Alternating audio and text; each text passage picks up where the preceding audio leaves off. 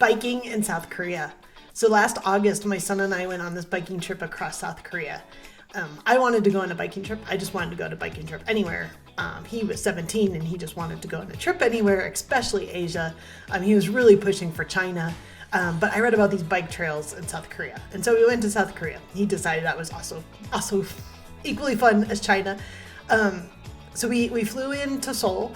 We got in super early in the morning, like 5 a.m. We got free upgrades to Polaris class on United. So we got in a good night's sleep. Got in at 5 a.m. And we had to wait till like 9 a.m. For the bike shop to open. Although I'm not quite sure why, because the bike shop was totally self-service 24 hours. So it's not like it really had hours. But anyway, we got there at like 9 a.m. to the bike shop. Actually, before that, I wanted to take the train into Seoul instead of paying for a cab. And it turns out the trains don't start till 6:30. So we got to hang out at the Seoul airport for like an hour and a half. Finally got the train into Seoul. Had to walk, I don't know, 4 or 5 blocks with our bags. Got to the bike shop. They'd given us, it was my mistake, but we had a different type of bike than what we wanted. We wanted like the curved handlebars, and instead we got trek bikes. The guy did offer to change our bikes out for us over the phone, but the bicycles that he would have traded us out for, he hadn't turned them over yet, so he hadn't checked to make sure everything worked, and that sounded a little iffy to me. And then we both got in 2 panniers. We took the stuff out of our suitcases that we wanted to take on the bike trip. We put them in the panniers. We made sure that we knew how the bikes worked. And then we were ready to go. And we left our suitcases just in a back room of the bike shop. And the guy said that he would watch them for the week. Now, a little bit of background here, like about this trip. Neither one of us did any training for the trip. Neither one of us went on any bike rides in preparation for this trip. My son's 17 and, an athlete, plays baseball. So he was in relatively good shape just because of other activities. I do CrossFit every day and usually run a couple times a week. So that was our training. So now we have these bikes, 2 panniers in the back. We each have like a water bottle. There's a water bottle holder. We got a cool little holder for your phone, which I didn't actually end up liking because I was using my phone as a camera, and so I'd have to take it out of the holder every time I wanted to take a picture, which was kind of a pain. And I should point out that it was really, really hot in August in South Korea. It was really hot. So we had to make a couple choices like really early in the trip, even before we got there, that I would have made different if we got to do it again.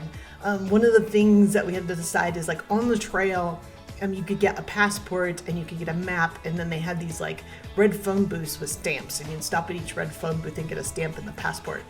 And I decided that would be a really fun part of the trip. I'm not sure I'd do that again because it meant we had to backtrack to the very beginning, which is like an hour behind where we got the bikes in Seoul. And that's the second thing I would have done differently. I would have had the rental folks meet us for a fee at the start of the trail, instead of biking to the start of the trail and then back. We biked like an extra, hours, a whole morning to backtrack to the office at the beginning of the trail, get our passports and get our maps. And we only got maps in Korean because they were out of maps in English. So that was kind of entertaining as well. So that first day we biked pretty much entirely in the city, and it was really interesting. Like they have bike lanes that have like roundabouts for the bikes, and then they have like speed limits and they have speed cameras, and if you go too fast it like chews you out in Korean as you're biking past. At least I assume that's what it was doing. And we saw lots of other people on the trail, lots of other bikers, lots of people commuting, lots of things happening. Once again, it was super hot. For breaks, we just found restaurants along the trail and went in and kind of pointed and said that we wanted to eat. We also stopped at like 7-Elevens. They have lots of 7-Elevens in Asia. We stopped at 7-Elevens and other convenience stores.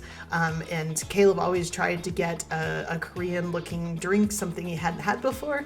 I just drank gallons and gallons and gallons of water. They also had lots of stops where we could go to the bathroom or fill up our water bottles. We never actually used any of the public bathrooms. It goes to show how much we were sweating out, because we always filled up all of our water bottles. I usually downed a water bottle or two while we were standing there and then refilled them. We did have one incident where we were filling our water bottles. I had already drank 2 of them, and Caleb held up Google Translate to a sign that was by the fountain, and it said, "Do not drink this water." So we ended up dumping our water, and we were both really worried, but neither one of us got sick. That first day, Caleb really pushed me to go harder and faster, and I was really hot, did not want to go faster on no sleep. That was the last day he pushed to go harder or faster, because after a while we got into a rhythm, and sometimes it was just really tiring. When we got out of town, people were super friendly. Like, one guy stopped and gave us ice cold waters that had obviously been frozen, and he had them. Everyone we ran into was super nice. At the coffee shops, they would put ice in our water bottles for us and fill them up. People in the street that we asked for help or directions were always willing to help. Everybody we ran into on the trail was super helpful, with language being the main barrier. As Caleb said, it was probably the first vacation he's been on where he didn't see any tourists the whole time. At night, we just looked for a hotel.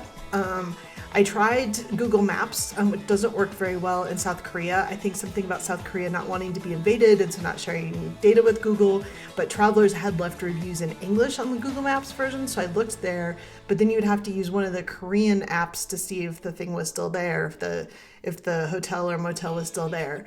So we did do that to find places. But then we would just go up and ask for 2 rooms. We got 2 rooms every night. I think the most we paid for a hotel room was less than $30. Most of our rooms were like $20 to $30 each. And they came like with a lot of Asian hotels with like all the amenities. So they come with toothbrushes and brushes for your hair and slippers and robes and like deodorant, not deodorant. I don't think there was deodorant, but everything you would need except your clothes and deodorant. I actually really wished I'd packed a lot less. I wish I'd packed 1 set of biking clothes, washed them every night in the hotel, and then 1 set of sleep clothes, and then a set of clothes for dinner. I think that's all I would have needed. For dinners, we would just find a restaurant near the hotel and point at something or kind of motion that we were hungry, and they'd bring us stuff. And then for breakfast, a lot of times we couldn't find restaurants open early, especially as we figured out how hot it was. We started out our days earlier and earlier in the morning, and usually nothing was open until like 10. So we'd usually end up getting something for breakfast out of a convenience store. We only had one night where I really thought that we might end up sleeping on a bench. And I wasn't opposed to sleeping on a bench. There were lots of benches and kind of places to camp, although we had no camping gear. But I was really opposed to the bugs. There were a lot of bugs, and I really didn't want to sleep with the bugs. And I didn't have any long pants or long shirt to like protect myself from the bugs. But that was the day we actually followed the Google Maps to some place that it said was a hotel, and it wasn't a hotel, and it was like half hour off of the route. And so I just stopped this guy that was working in the yard. He was like cutting grass, and I said, "By any chance, do you speak English?" And he did. He was a Korean Canadian guy who was there visiting his aunt and helping her with yard work. So with his help and his knowledge of Korean, we found an inn. We had not looked for inns, INN, when we were searching. So he found an inn. He called them. He gave us directions to get there. We got there. We'd actually passed the place and not recognize that it was a hotel or motel or inn. There was no sign that we could recognize out front, but the couple that ran it were there. They were waiting for us. They called the guy and had him translate, so they made sure that they understood what we wanted.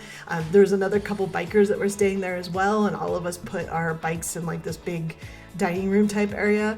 And then I think that was like the cheapest place. I think it was under $20 for a night. Each of us had a very nice but simple room with like a bed, a fridge, a desk, and a bathroom with a robe and slippers, of course. And we were so happy to be there. Just so happy. And it was too late for any restaurant to be open, so we ended up getting some convenience store food along with the other bikers for dinner. The trail itself was beautiful. It followed the river the whole time. Now, I picked a river trail because I thought that would mean that it was at ground level and there would be no ups and downs. I was wrong.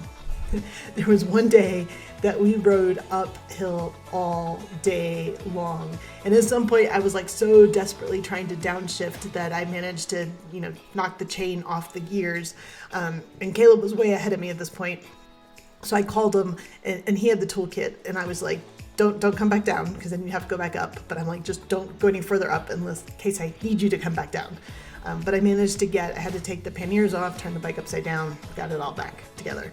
I'm so happy to get to the top. And then at the top, there was like a rest stop where people were like looking at the view and stuff. And the other bikers there showed us where they actually had an outdoor faucet and a bucket, and you could pour water over your head. And then we went inside, and Caleb bought this bottle of something Korean. Like I said, he always tried to get a Korean something, so he got this bottle of sparkly water-looking juice. And it was a little strange the way the guy treated it. He gave us like a glass for that bottle, which was odd, because everything else was just a can or a bottle that you drank from. And when we got to the table and Caleb opened it up, it turns out we had bought a bottle of champagne. So neither one of us was much in the mood to drink champagne in the middle of our bike ride. So he went and got a juice or something. And then the downhill was so awesome. We went downhill forever and ever and ever, which was quite nice. Speaking of the panniers that I talked about, if I did it again, like I said, I'd carry a lot less stuff. One set of biking clothes, one set of sleeping clothes, and one go out to dinner clothes while your stuff's drying. And I would have just taken a small backpack that I attached to the rack on the back of the bike. For some reason, those 2 panniers felt like they were dragging us the whole way. I'm sure they weren't. I'm sure they didn't weigh much, but it would have been so much nicer just to have a small backpack. Oh, and then some of the hotels we stayed in were super fancy. The first night, remember, we were really tired, we were really hot. We'd flown over there directly on like this 17-hour flight, stayed up and, not gone to bed, gotten our bikes, rode our bikes all day, find this hotel, a super fancy hotel, at least it looked like it. I had a huge tub and this huge shower, and the toilet did more things than I've ever seen a toilet do. And I had a whole pack of cosmetics, including a condom in it, which I wondered about Caleb and his pack in his room. But I had a laugh about it. But I could not get the AC to turn on to save my life, and it was really hot in the room and really smoky. Most of our hotel rooms, except for one, were pretty smoky. Or just like smelled like smoke. They didn't actually have smoke in them. I couldn't get the AC to work, and I finally got hot enough. I called down to the front desk, and the guy told me I had to come down, and I was in my pajamas. He told me just to come down, and I said no, and he said yes, and he said bring the remote. At least that's what we understood. And I finally did it because I was so hot, and I came downstairs with the remote. Actually, I didn't bring my remote. He had a remote when I got down there. So I got out of the elevator, and he's standing there with Google Translate open and the remote in his hand, and he's got the message he wants me to read on his phone, and he shows me the button I need to push on the remote. And all the buttons I've been pushing were not the ones to turn on the AC. So I turned on the AC, and I was so excited. And then I thought, oh my gosh, Caleb is sleeping in this sweltering room. So I went over there, and I had to pound on his door and call his phone for half an hour in the middle of the night until I finally got him up, and he was not happy. I told him he'd be happier once he was cooler, but he was not happy with me. But all the rooms were super nice. The last room on the trail that we had actually had a full-size clothes steamer in it. And they did all of our laundry for free. This poor kid that worked there came and took all of my dirty, sweaty laundry that had been sitting in these black panniers the whole time, and washed them all on the machine, and then brought me all of our clothes all together. Didn't charge us anything for it. Super awesome. We did quit.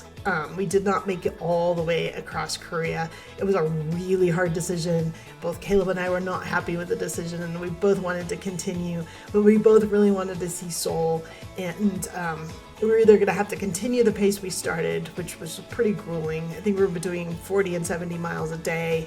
It's super hot weather. Caleb had 5 smoothies one day, I think. So it was super hot. We were starting earlier and earlier. We were getting going at 6:30 in the morning. But we'd have to keep that for the whole week in order to have time to see Seoul. And we'd have rather either slowed down or just quit. So we stopped in Gumi. Yeah, Gumi. We figured out how to get the bus, rode across town on our bikes, took one of the front wheel off the bike and slid it under the bus, rode the super fanciest bus I've ever ridden, back to Seoul. And Seoul we got an Airbnb and spent a couple days sightseeing. It's another trip to talk about, but we had a really good time.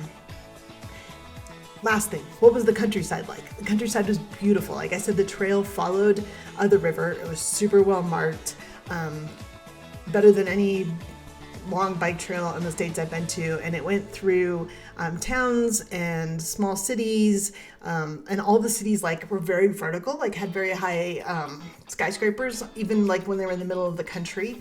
Went through rice paddies.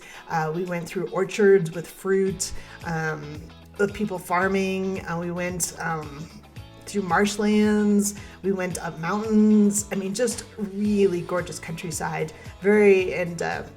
It was very authentic. I mean, like I said, we didn't see any other tourists. Everybody else, even the people cycling on the trail, were South Koreans. And it was just a really amazing way to explore the countryside. And I got my bike trip, and Caleb got to see Asia.